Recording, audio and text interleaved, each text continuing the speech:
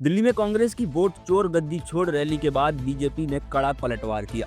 BJP के राष्ट्रीय प्रवक्ता सुधांशु त्रिवेदी ने नेहरू परिवार की तुलना बाबर के वंश से की। उन्होंने आरोप लगाया कि राहुल गांधी के नेतृत्व में कांग्रेस का वही हश्र होगा जो छठे मुगल सम्राट औरंगजेब के अधीन साम्राज्य का हुआ था। नमस्कार, आप देख रहे हैं सियासत लाइव और मैं हूं आपके साथ अंकित सिंह।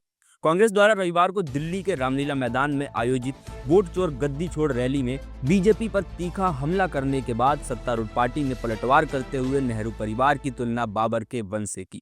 बीजेपी ने दावा किया कि राहुल गांधी के नेतृत्व में कांग्रेस इतिहास के पन्नों में ठीक उसी तरह दफन हो जाएगी जैसे मुगल बादशाह औरंगजेब के शासनकाल में मुगल साम्राज्य का पतन हुआ था। साथ ही बीजेपी प्रवक्ता ने कांग्रेस पर मुस्लिम लीग नक्सली एजेंडे पर काम करने का आरोप लगाया। दरअसल कांग्रेस और बीजेपी के बीच ये जुबानी जंग उस वक्त शुरू हुई जब सोशल मीडिया पर दिल्ली की रैली की कई वीडियो वायरल हुई, जिनमें कांग्रेसी कार्यकर्ता रैली की ओर जाते हुए कथित तौर पर पीएम मोदी के खिलाफ आपत्तिजनक नारेबाजी कर रहे थे। बीजेपी के राष्ट्रीय प्रवक्ता और राज्यसभा सांसद सुधांशु त्रिवेदी ने कहा, कांग्रेस कार्यकर्ता एक बार फिर मोदी जी की मौत की कामना कर रही है।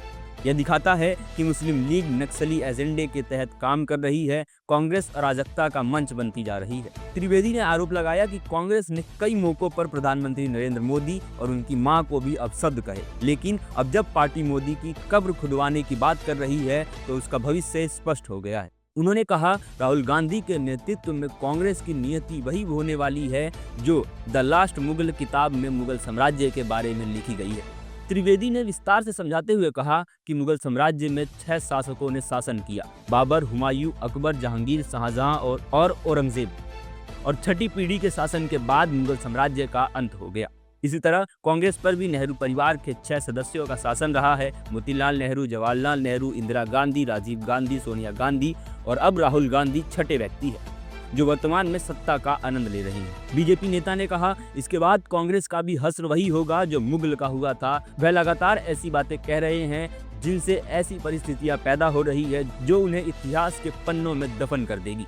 उधर कांग्रेस ने अपनी रैली में बीजेपी पर चुनावी धांधली, ईवीएम में गड़बड़ी और लोकतंत्र को कुचलने के आरोप लगाए थे। हालांकि बीजेपी ने कांग्रेस के आरोपों को बहुत पहले ही खारिज कर दिया है। अब बीजेपी ने कांग्रेस को परिवारवादी और अराजक करार दिया। आज की वीडियो में इतना ही। देखते रहिए सियासत लाइव। धन्यवाद।